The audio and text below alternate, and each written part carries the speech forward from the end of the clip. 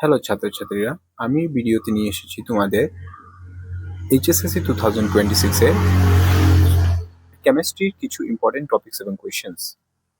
রাসায়নিক বিক্রিয়া এবং সমীকরণ চ্যাপ্টার থেকে প্রথমটি এই যে আমাদের কার্যটি দিয়েছে ম্যাগনেসিয়ামের ফিতার দহন, আর এখানে যে ম্যাগনেসিয়াম অক্সাইড যে এখানে প্রডিউস হচ্ছে, এটা থেকে ইম্পর্টেন্ট কোয়েশ্চেন্স আছে। এটা একটা ইম্পর্টেন্ট টপিক। এটা থেকে থিওরিটিক্যালি কোয়েশ্চেন জিজ্ঞাসা করতে পারে বা এমসিকিউ জিজ্ঞাসা করতে পারে।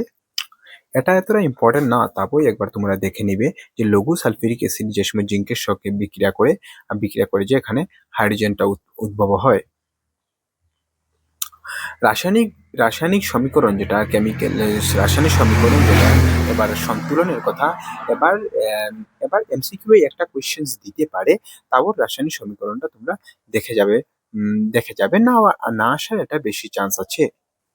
এবারে একটা মোস্ট ইম্পর্টেন্ট টপিক যেটা রাসায়নিক বিক্রিয়ার প্রকারভেদ আছে। কিন্তু বিভিন্ন প্রকারের রাসায়নিক বিক্রিয়া কি, মানে প্রত্যেক প্রকারের রাসায়নিক বিক্রিয়া উদাহরণগুলো, ঠিক আছে, এগুলা তোমাদের জেনে রাখা উচিত। যেমন প্রথমে সংযোগ বিক্রিয়া, তারপর এটা আমরা দেখছি বা অনেকটা এটার ভিতরে কোয়েশ্চেন্স গুলা, রিয়েকশনস গুলা, এগুলা থেকে কোয়েশ্চেন্স করবে।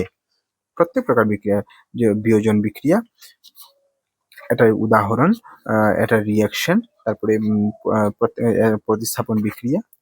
হ্যাঁ, মোস্ট ইম্পর্টেন্ট এটার মধ্যে রয়েছে যে জারণ বিজারণ বিক্রিয়া। জারণ বিজারণটা একটু মোস্ট ইম্পর্টেন্ট আছে, এবং ওর রিয়াকশনটা খুব ইম্পর্টেন্ট আছে। একটা রিয়াকশন দিয়ে দিতে পারে যে কোথায় জারণ হচ্ছে কোথায় বিজারণ হচ্ছে, এটা বলার জন্য। ক্ষয়ীভবন দুর্গন্ধিটা একটা বেশ ইম্পর্টেন্ট টপিক, তাও একবার দেখে যাবে। চ্যাপ্টারের শেষের প্রশ্নাবলীর এমসিকিউ গুলা, আর এগুলা তো তোমরা শিখেইছই, এগুলো আবার ভালো করে দেখে যাবে।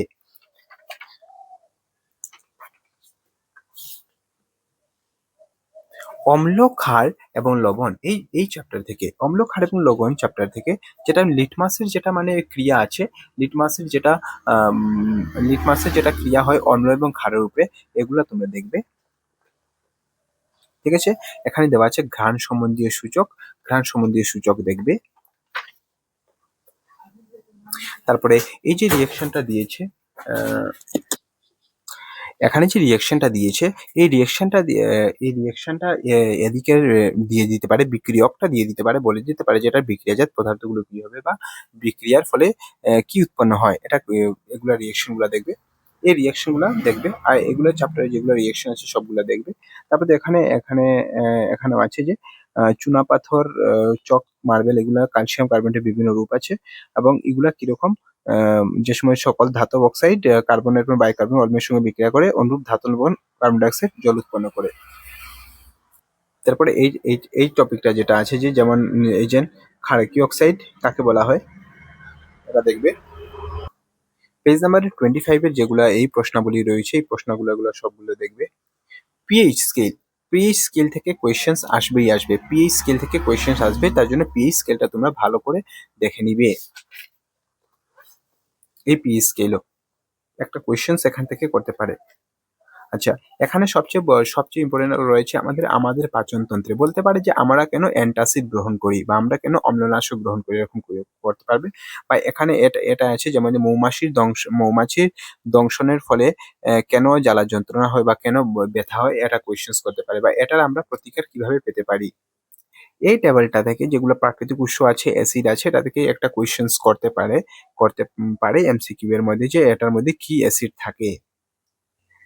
এখানে যেতে ব্লিচিং পাউডারের রাসায়নিক সংকেত বা ব্লিচিং পাউডার কেমনে করে প্রডিউস হয়, ব্লিচিং পাউডারের ব্যবহার, বেকিং সোডা কেমনে করে প্রডিউস হয়, বেকিং সোডার ব্যবহার, তারপরে কাপড় কাচের সোডা কেমনে করে প্রস্তুত হয়, কাপড় কাচের সোডা ব্যবহার, মানে ব্যবহারগুলো দুটো করে দেখে নিবে, কিন্তু প্রস্তুত কেমনে করেছে ওদের সবগুলা রিয়াকশন গুলা কিন্তু ভালো করে দেখে নিবে।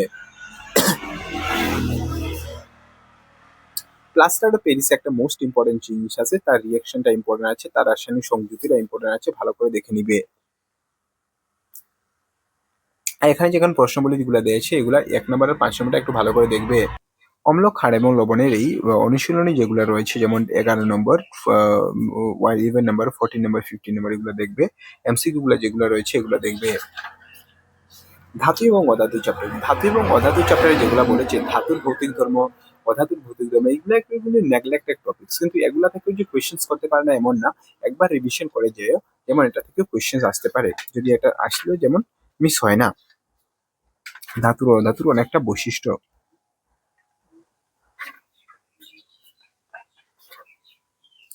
সক্রিয়তা শ্রেণী বহুত ইম্পর্টেন্ট আছে। সক্রিয়তা শ্রেণী যেটা ধাতু সক্রিয়তা শ্রেণী, আহ, কম সক্রিয়তা সম্পন্ন ধাতু কোনগুলা, বেশি সক্রিয়তা গুলো, এগুলো ভালো করে দেখবে, এগুলা থেকে কোয়েশ্চেন্স আসবে। সক্রিয়তা শ্রেণী কিন্তু একটা বহুত ইম্পর্টেন্ট আছে, এগুলা থেকে এটা থেকে কোয়েশ্চেন আসবেই, ভালো করে দেখে যাবে, কারণ সক্রিয়তা শ্রেণী থেকে কোয়েশ্চেন্স ভালো করে দেখে যাবে, কারণ সক্রিয়তা শ্রেণী থেকে কোয়েশ্চেন্স আসবে। ঠিক আছে, এখানে যেগুলো কি আছে, আইনীয় যুগের ধর্ম একটা ইম্পর্টেন্ট টপিকস আছে, আইনীয় যুগের ধর্ম, এগুলা যেগুলা কি আছে তার বৈশিষ্ট্যগুলো আছে, এগুলো দেখবে। তারপর এখানে এক নম্বরের এক দুই কোয়েশ্চেন বা এক এক দুই এক নম্বরে এক দুইটাই ইম্পর্টেন্ট আছে, দুই নম্বরটা একটু বেশি ইম্পর্টেন্ট আছে।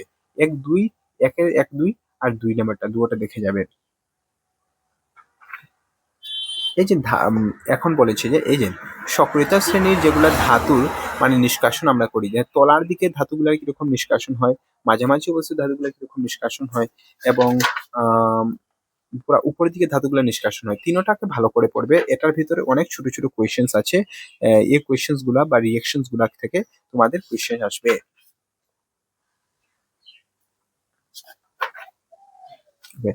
ক্ষয়ীভবন যেটা আছে, ক্ষয়ীভবনকে আমরা প্রতিরোধ কেমনে পারি, ক্ষয়ীভবনের প্রতিরোধ যেমন স্টেইনলেস স্টিল কেমনে পাই আমরা, তারপরে সংকর ধাতু কি এখানে হচ্ছে, এখানে তারপরে একটা আরেকটা টপিক যেটা ইম্পর্টেন্ট টপিক রয়েছে যে সোনার ব্যাপারে, 22 ক্যারেট সোনা খুবই কোমল, এটা থেকে এটা ঠিক আছে, মানে এটার মানে অর্থ হলো যে আমরা 24 ক্যারেট যেটা সোনা যেটা আমরা ব্যবহার করি বলি যে বিশুদ্ধ সোনা, এটা আমাদের 22 ভাগ বিশুদ্ধ সোনার সঙ্গে 2 ভাগ তামা মিশ্রণ করা থাকে, এটা বিষয়ে পড়বে।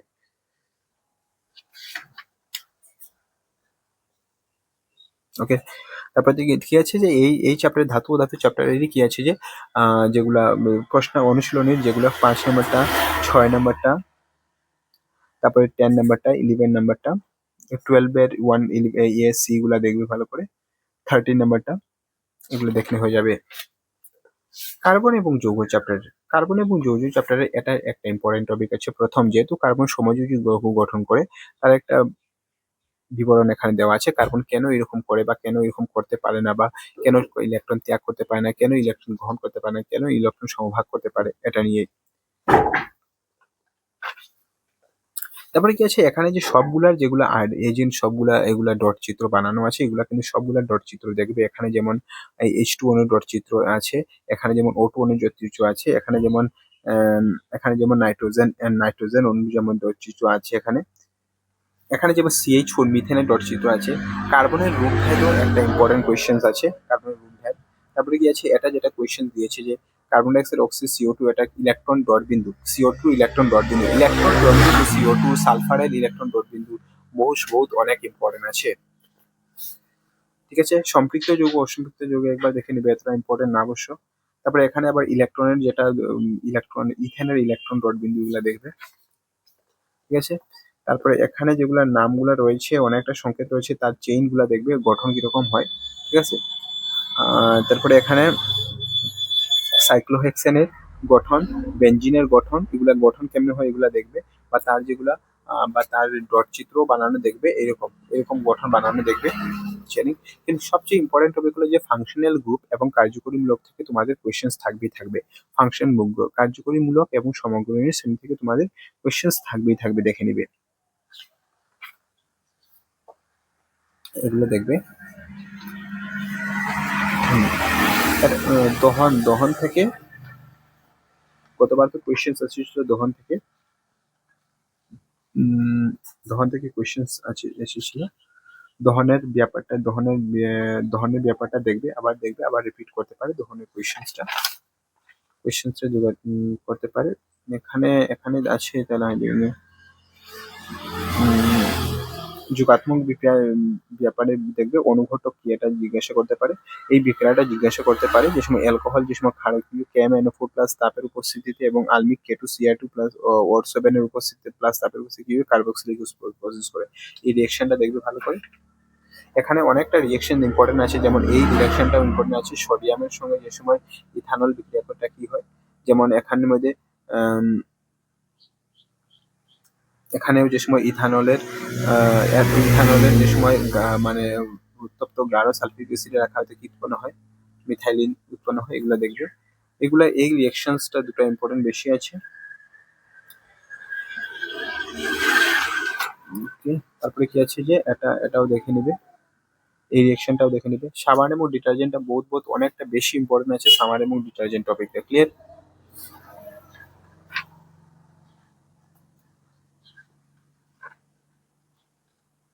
সাবানের ময়লা দূরীকরণ পদ্ধতিটা ব্যাখ্যা করে যেটা, এটা ভালো করে ইম্পর্টেন্ট আছে, দেখবে। সমগণী শ্রেণী উদাহরণ ব্যাখ্যা করে, এটা ভালো করে দেখবে। ঠিক আছে, এই যে এখানে দিয়েছে যে সবটা ইলেকট্রন বিন্দু যে গঠন রেখে দেখা, ethanoic acid, hydrogen sulphur, propanone, fluorine, এটা অনেকটা ভালো করে দেখে নিবে। চ্যাপ্টার 5 মৌলসমূহের পর্যায়গত শ্রেণীবিভাগ, না এটার কি ইম্পর্টেন্ট আছে, এটা তো সবগুলা কোয়েশ্চেন্স তো ইয়ে থেকেই দিয়ে দিবে, পর্যাবৃত্ত তালিকা থেকেই দিয়ে দিবে। তারপর এবার ডবেরিনের শ্রেণীবিভাগের সীমাবদ্ধতা, এই নিবন্ধে অষ্টক সীমাবদ্ধতা, এগুলো দেখবে না। আর মেইন টপিক তো এখান থেকেই আসে যাবে, যেমন হলো গিয়া যেমন এই প্যারা থেকে পেজ নাম্বার 85 এর এই দুইটা প্যারা ভালো করে দেখবে, এখান থেকে কোয়েশ্চেন্স থাকবে। মেইন প্যারা পর্যাবৃত্ত তালিকায় কমন থাকে, মানে জানা থাকলে আরামসে হয়ে যাবে। 87 পেজের এই টপিকটা, এটা দেখবে। যেমন দেওয়া আছে যে বর্গের নিচের দিকে নামতে থাকলে কক্ষের সংখ্যা বাড়তে থাকলে, বর্গের উপর দিকে যেতে থাকলে কক্ষের সংখ্যা বাড়তে থাকে, মানে এগুলো জিজ্ঞাসা করবে তোমাদের। এগুলো জিজ্ঞাসা করবে। তারপরে কতটি আছে, 18টি উলম্ব স্তম্ভ বা ঊর্ধ্ব আছে, 60টি অনুভূমিক সারি আছে। তারপরে এটা এটা এই প্যারাটাও দুটাও ইম্পর্টেন্ট আছে, যেমন আমরা যদি কোনো পর্যাবৃত্ত তালিকা বাঁ দিক থেকে যে সময় আমরা ডান দিকে যেতে থাকবো, তবে কি হয় যে পারমাণবিক সংখ্যা এক একক করে বাড়ার সাথে যুগল ইলেকট্রনের সংখ্যা একক করে বাড়ে, এটা জানো।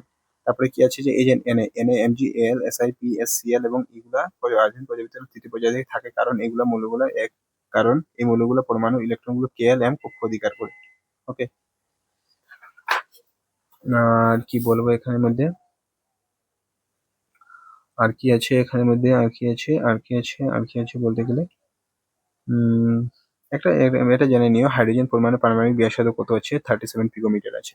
এখানে এইগুলা অনেক ইম্পর্টেন্ট আছে। পেজ নাম্বার 89 এর উপরে প্যারাটা দেখবে, কোন পর্যায়ে মৌলের পারমাণবিক ব্যাসার্ধ বাম দিক থেকে ডান দিকে কমে যায়।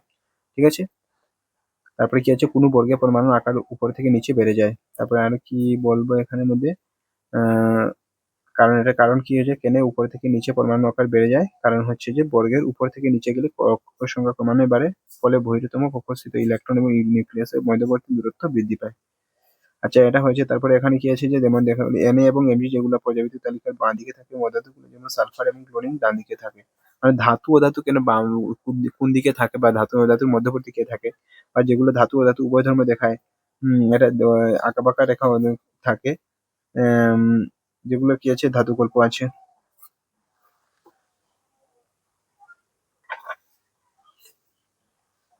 ঠিক আছে, তারপরে দেখো যে নেক্সট পেজে যেটা আছে, যে এখানে বলছিলাম,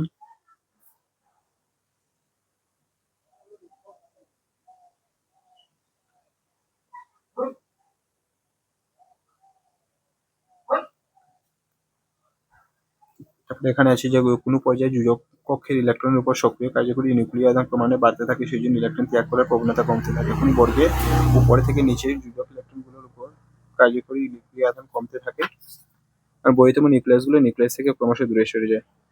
তারপরে কি আছে, এই লাইনটা দেখো, ধাতব ধর্ম কোনো পর্যায়ে বাঁ দিক থেকে ডান দিকে ক্রমে কমতে থাকে, এবং কোনো বর্গের উপর থেকে নিচে বাড়তে থাকে। ঠিক আছে, তারপর এটা দেখবে যে অধাতুগুলো পর্যাবৃত্ত তালিকা ডান দিকে উপরিভাগে অবস্থান করে, মানে সবগুলো কি আছে যে পর্যাবৃত্ত তালিকা রিলেটেডই তোমাকে বেশিরভাগ কোয়েশ্চেন্স করবে। ঠিক আছে, 4 মার্ক যদি আসে 3 মার্ক ওইটাই করবে। তো ঠিক আছে, দেখো ধাতব অক্সাইডগুলো ক্ষারকীয়, এটা ইম্পর্টেন্ট না, লাগবে না। তো এটাই রয়েছে তোমাদের, কি আছে, এটাই রয়েছে। বাদ বাকি এগুলো যেগুলো এমসিকিউ গুলো রয়েছে, এগুলো তো দেখবি না। এটা যেগুলো পিছন দিকে কোয়েশ্চেন্স রয়েছে, এগুলো ভালো করে দেখবে, বাস। এতটুকু করে দিলে তোমাদের কি হয়ে যাবে যে তোমাদের মোটামুটি রাসায়নে ম্যাক্সিমাম কমন পড়ে যাবে।